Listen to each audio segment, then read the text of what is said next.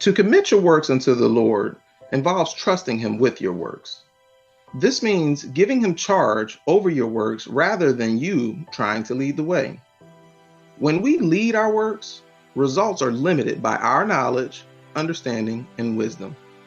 When we let the Lord be the Lord of our works, we then gain the benefit of being guided by His knowledge, understanding, and wisdom, which have no limits.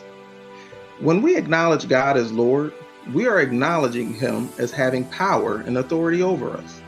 Submitting to God's directions and guidance serves as an expression of our thankfulness for the life we've been blessed with. We have been blessed to be a blessing. Are you willing to commit your works to God?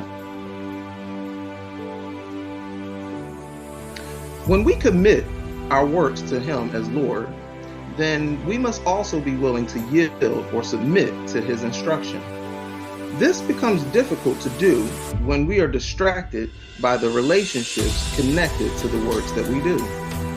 Our relationships have the ability to influence our attitude towards work that we have to do, which is why we must be reminded not to work as unto man.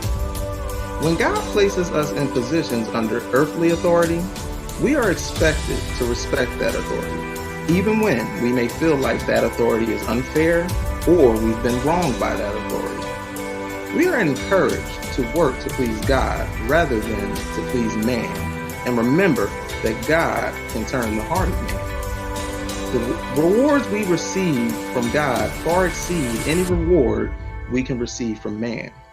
Yet, we too often see the success and possessions of some people, and we place them on a pedestal. We may even mistakenly believe that they can provide us with more than God can or may be willing to provide us. Living in a society that highlights instant gratification more than delayed gratification only reinforces this behavior of looking to man for acknowledgement and reward. While we work for heavenly rewards, God also wants to establish our thoughts here in the earth as well. When we look for our rewards to come from God, we can rejoice in the promise of the eternal inheritance. But we can also rejoice in the promise of our thoughts being established. What does this mean for our thoughts to be established? Well, in short, it is having our thoughts accepted and recognized by God.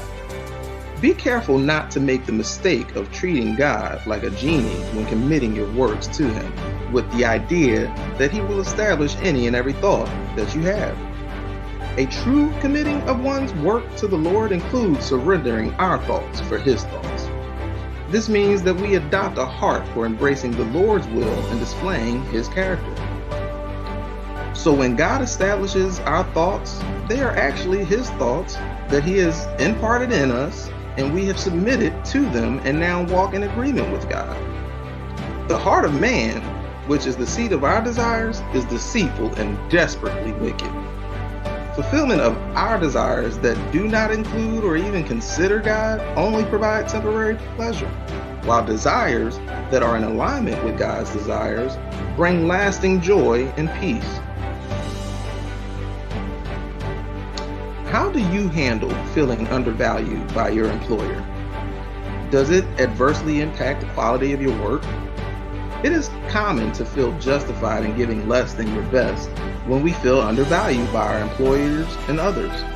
But when we work for the Lord, we ought not to have this attitude.